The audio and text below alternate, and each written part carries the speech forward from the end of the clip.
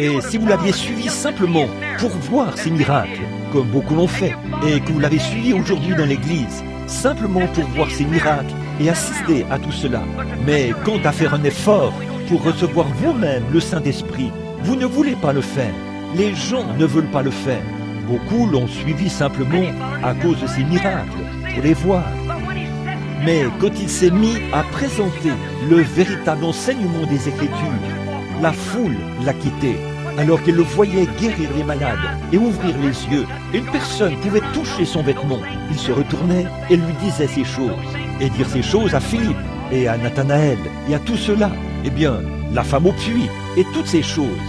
Qu'il s'est identifié comme étant le prophète dont Moïse avait parlé, le Christ, le Messie, alors qu'il n'avait pas eu de prophète depuis 400 ans.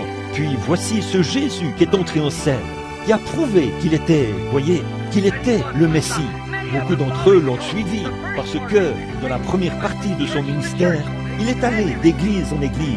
Oh, ils l'ont reçu avec joie et ils l'ont acclamé. Oh, Rabbi, oh, tu es un homme formidable. Mais un jour, il s'est mis à présenter la vérité selon l'Écriture. Puis, quand il s'est identifié, non seulement comme étant un guérisseur, mais comme étant un envoyé de Dieu, avec la vérité et la vie. Quand il s'est identifié à cela, oh, ça, c'était contraire à leur tradition. Même pour beaucoup de ceux qui le suivaient, les 70 ont fait demi-tour et sont partis.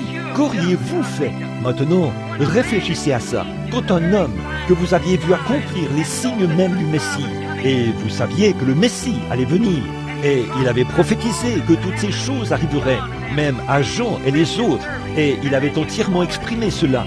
Et alors, vous l'avez suivi et vu le grand signe du Messie, qui prouvait qu'aucun des pasteurs ne pouvait résister au message.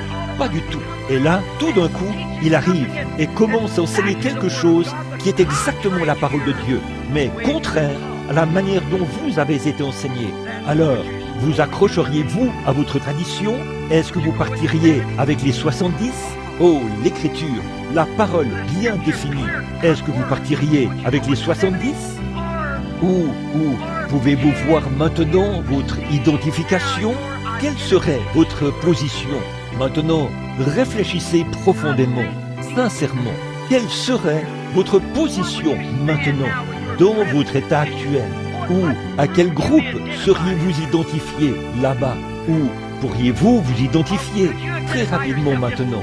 Pourriez-vous vous identifier à cela?